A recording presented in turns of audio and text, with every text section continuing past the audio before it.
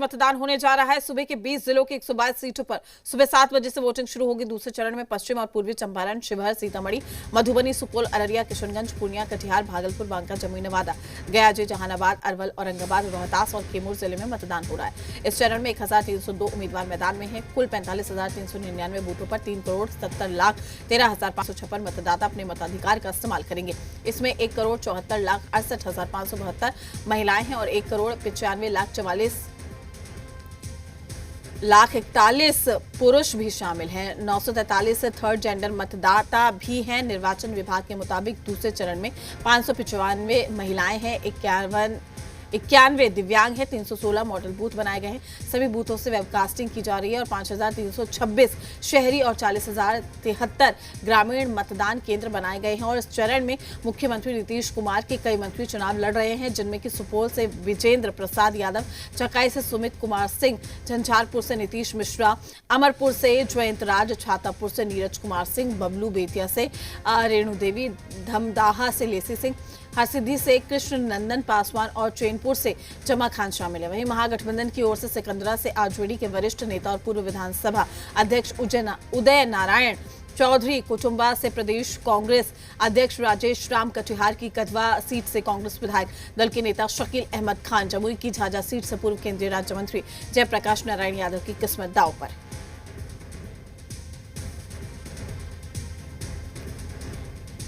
तो दूसरे चरण का रण है आज, मतदान का ये रण है, दूसरा और आखिरी चरण इसे कहा जा सकता है, चूंकि अब सीधे जो 2 चरणों में जो चुनाव कराए जाने थे बिहार के, उसमें आज दूसरा चरण भी संपन्न हो जाएगा। सुबह 7 बजे से वोटिंग प्रक्रिया होगी और साथ ही आपको बता दें कि 14 नवंबर को जो नतीजे होंगे वो सभी के सामने होंगे कि आखिर अब की बार किसका बिहार। तो क्या कुछ तैयारी की गई है दूसरे चरण के लिए, ये भी हम आपको बता रहे हैं। आखिरी चरण में दिग्गजों पर दांव लगा हुआ है। लेसी सिंह धमदाहा से हैं, साथ ही तारकिशोर प्रसाद कटिहार से खड़े हुए हैं बीजेपी की सीट से। तो ऐसे में कई ऐसे बड़े दिग्गज हैं जिनकी किस्मत आज ईवीएम में कैद हो जाएगी। तो दूसरे चरण का ये मतदान हो रहा है, तैयारी पूरी है।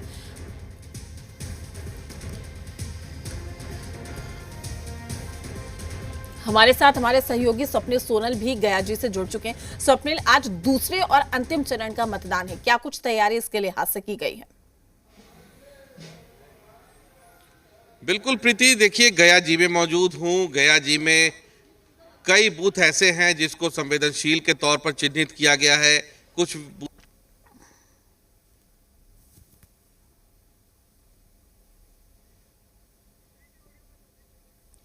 तो चलिए, लगता है संपर्क टूट गया, दोबारा जुड़ने की कोशिश करेंगे। हमारे सहयोगी लगातार बने हुए हैं ग्राउंड जीरो से, आपको तमाम रिपोर्ट्स हम देते रहेंगे कि क्या कुछ तस्वीरें निकलकर सामने आती है। चूंकि आज दूसरे और अंतिम चरण का जो मतदान है वो होना है और 7 बजे से ये वोटिंग प्रक्रिया भी शुरू हो जाएगी। तो आज सभी की किस्मत ईवीएम में कैद हो जाएगी और 14 नवंबर को जो नतीजे हैं वो दिखाई देंगे। तो क्या कुछ बूथों पर तैयारी है, क्या कुछ सुरक्षा के लिहाज से पुख्ता इंतजाम किए गए हैं, किस तरह की तस्वीरें निकलकर सामने आ रही है, ये तमाम जानकारी, ये तमाम महा कवरेज हम लगातार आप तक पहुंचाते रहेंगे।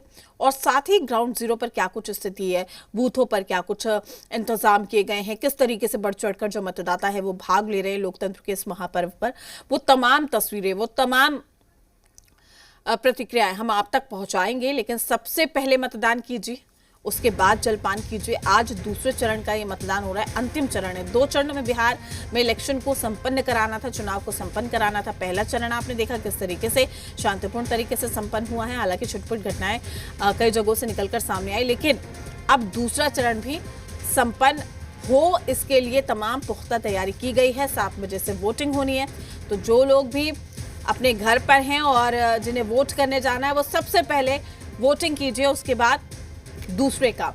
तो हमारे बेतिया से रुपेंद्र श्रीवास्तव भी लाइव जुड़ चुके हैं, हमारे संवाददाता। रुपेंद्र, क्या कुछ तैयारी की गई है? चूंकि आज देखिए दूसरे और अंतिम चरण का यह मतदान है, आज भी कई दिग्गज हैं जिनकी किस्मत ईवीएम में कैद करेगी आम जनता, क्या कुछ तैयारी? देखिए, तैयारी की बात करें तो तैयारी पूरी जिला प्रशासन की तरफ, पश्चिम चंपारण जो जिला प्रशासन है उसका तरफ से कर लिया गया है। साफ तौर पर अब महज जो है आधे घंटे के बाद यहाँ वोट पड़ेंगे और 7 बजे, सुबह 7 बजे से वोटिंग की प्रक्रिया शुरू होगी, शाम 6 बजे तक वोटिंग की प्रक्रिया शुरू होगी। पश्चिम चंपारण की बात करें तो 9 विधानसभा इस जिले में हैं, जिसमें कुल 72 प्रत्याशियों का फैसला जो भाग का फैसला होने वाला है। 26,27,131 मतदाता आज मतदान करेंगे। जहां तक बूथ की बात की जाए, मतदान केंद्र की, तो 3156 मतदान केंद्र बनाए गए हैं। खास करके बेतिया विधानसभा की बात की जाए तो बेतिया विधानसभा में सीधा टक्कर जो है बीजेपी और कांग्रेस के बीच में है। रेणु देवी पूर्व डिप्टी सीएम हैं और साफ तौर पर बिहार सरकार में वो डिप्टी सीएम रह चुकी हैं, अभी पशुपालन मंत्री हैं और वो 5 बार की विधायक हैं।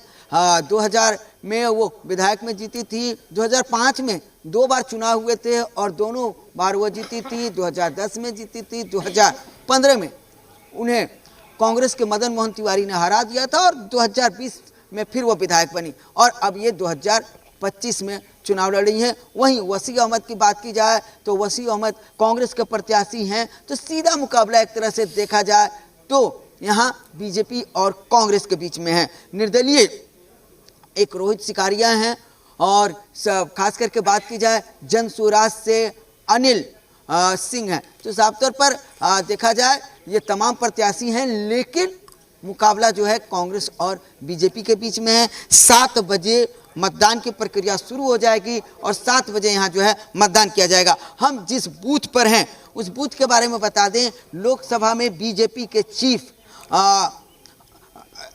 संजय जायसवाल जो है उनका मतदान जो केंद्र है यहीं पे वो मतदान 7 बजे सुबह में डालेंगे। पहला मत जो है संजय जायसवाल जो है वो डालेंगे। तो साफ तौर पर देखा जाए तैयारी पूरी तरह से है और सुरक्षा के चाक चौबंद इंतजाम किए गए हैं। जी ठीक है रुपेंद्र, मैं आपके पास लौटूंगी। एक बार फिर से हमारे साथ हमारे सहयोगी स्वप्निल सोनल भी जुड़ चुके हैं।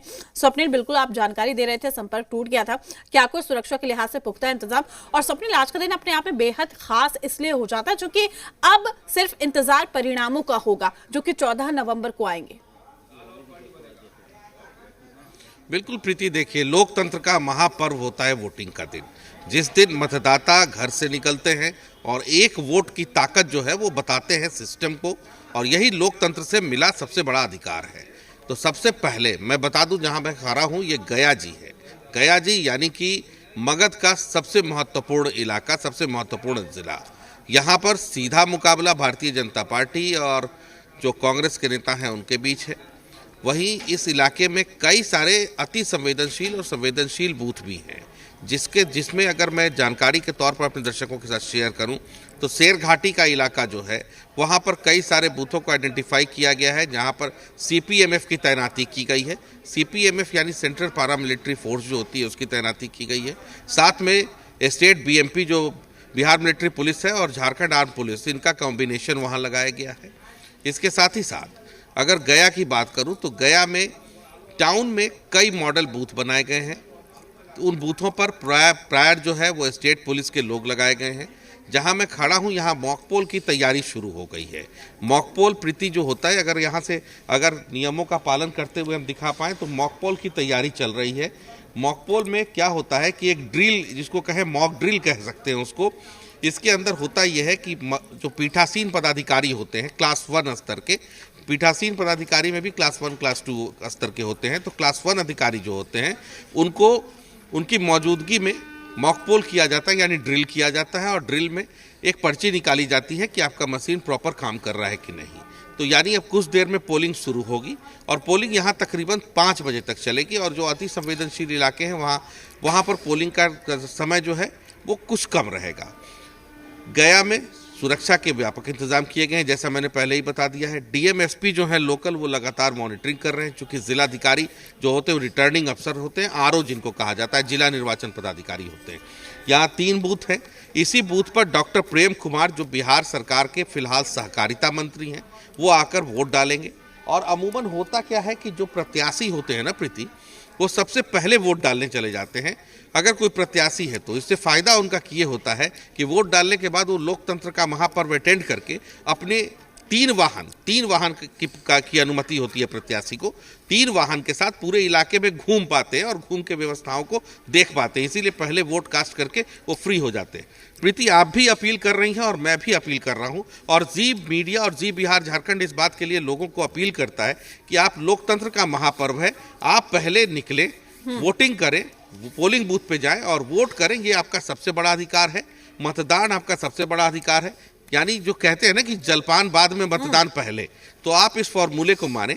और जो भी दर्शक हमें देख रहे हैं, आप अगर सेकेंड फेज में वोट डालने वाले किसी भी इलाके से आते हैं तो आप अपना सारा काम छोड़ें और पोलिंग बूथ पे जाएं और प्रॉपर अपने लोकतंत्र में मिले सबसे बड़े अधिकार का पालन करें और वोट कास्ट करें।